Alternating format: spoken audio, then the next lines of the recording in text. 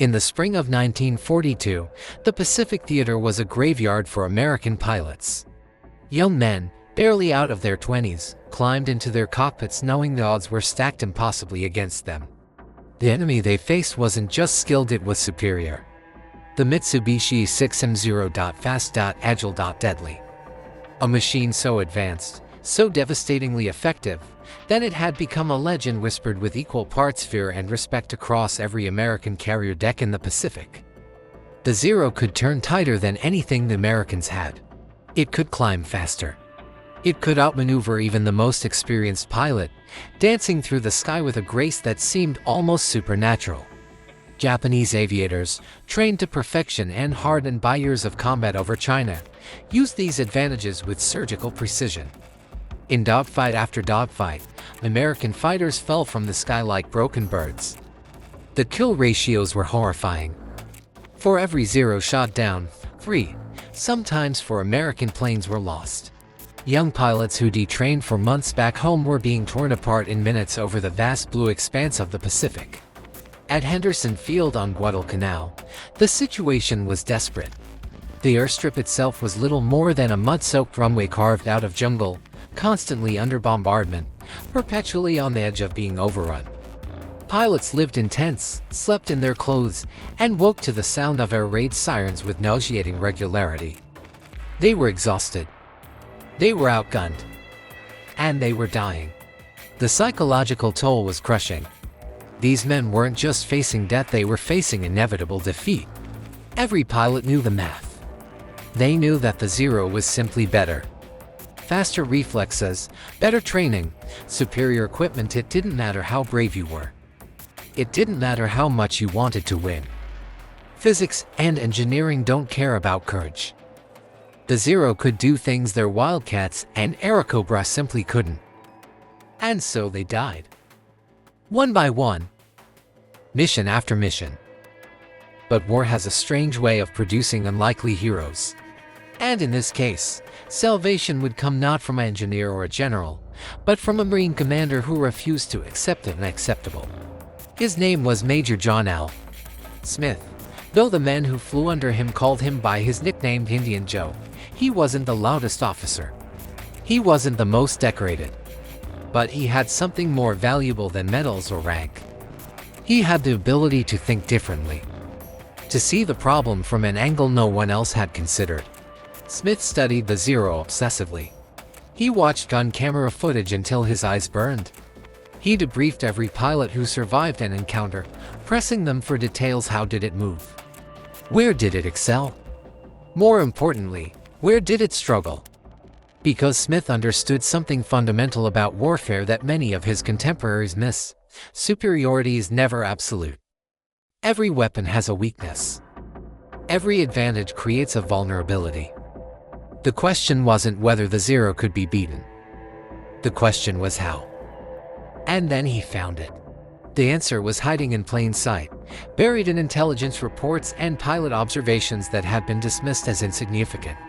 The Zero was built for speed and maneuverability, but that design came with a critical compromise. To achieve its incredible agility, Japanese engineers had stripped away weight wherever possible. That meant an aluminum skin. That meant no armor plating protecting the pilot. And most critically, it meant no self-sealing fuel tanks. A single bullet in the right place, and the Zero would become a fireball. But there was another weakness, one even more exploitable. The Zero's incredible turning ability came at a cost. It was relatively fragile when put under extreme stress. The American planes were different. They were heavier, yes.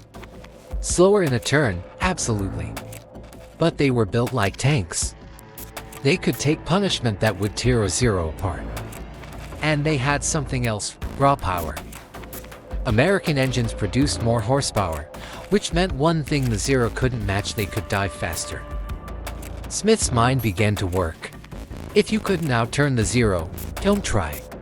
If you couldn't climb with it, don't chase it. Instead, use what you have. Use weight. Use power. Use gravity itself as a weapon. He called it the thatch weave, named after another brilliant tactician, but Smith was the one who would implement it at Guadalcanal with ruthless efficiency. The tactic was deceptively simple, almost elegant in its logic. American pilots would fly in pairs, crisscrossing their flight paths in a continuous weaving motion.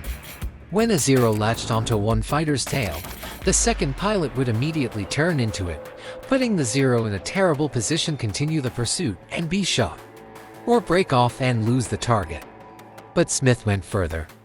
He trained his pilots to never, ever try to dogfight a Zero in a turning battle. Instead, they would use boom and zoom tactics. Climb high, dive fast, hit hard, and get out before the Zero could bring its maneuverability to bear. Use the sun. Use clouds. Use surprise. Attack from above with all the speed gravity and American horsepower could provide, then extend away in a dive the Zero couldn't follow. If the Zero tried to pursue downward, the American plane's superior diving speed would create distance. If the Zero pulled up to climb, the American pilot would already be repositioning for another attack. It was counterintuitive. It went against every instinct a fighter pilot had. The glory, the romance of aerial combat had always been about the dogfight, the swirling, turning duel in the sky. Smith was asking his pilots to abandon that entirely, to resist the temptation to engage in a fair fight. Because the truth was simple and brutal: in a fair fight against a Zero, you died. The first missions using the new tactics were tense. Pilots who'd been trained to dogfight had to rewire their instincts, force themselves to dive away when every fiber of their being screamed to turn and fight. But the results were immediate and stunning. Zeros that had seemed invincible suddenly found themselves vulnerable. The kill ratios began to shift. Then they began to reverse. What Smith had done was more than just create a new tactic. He changed the entire psychology of the air war. American pilots were no longer flying with the fatalistic acceptance of the condemned. They were flying with purpose, with strategy, with the knowledge that they could win. That shift in mindset was as valuable as the tactical advantage itself. Confidence returned. Morale surged. By the end of the Guadalcanal campaign, Smith's squadron had achieved something that had seemed impossible just months before. They'd achieved air superiority. The feared Zero, the unstoppable killing machine, had been reduced to just another enemy aircraft, dangerous, yes, but beatable. The lesson spread like wildfire through the Pacific Fleet. What worked at Henderson Field worked everywhere. Navy squadrons adopted the tactics. Marine units across the theater implemented the training. The tide of the air war shifted not because American planes suddenly became better, but because American thinking did. Major John L. Smith would go on to receive the Medal of Honor for his actions over Guadalcanal. But perhaps his greatest legacy wasn't the medal or the kill count. It was the understanding that warfare isn't just about hardware, it's about the minds that deploy it. The Zero remained a formidable opponent for the rest of the war, but it would never again dominate the skies as it had in those dark early months.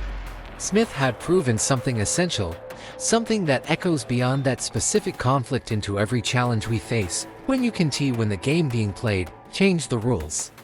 When you can't match your opponent's strengths, exploit their weaknesses. When conventional thinking leads to defeat, think unconventionally.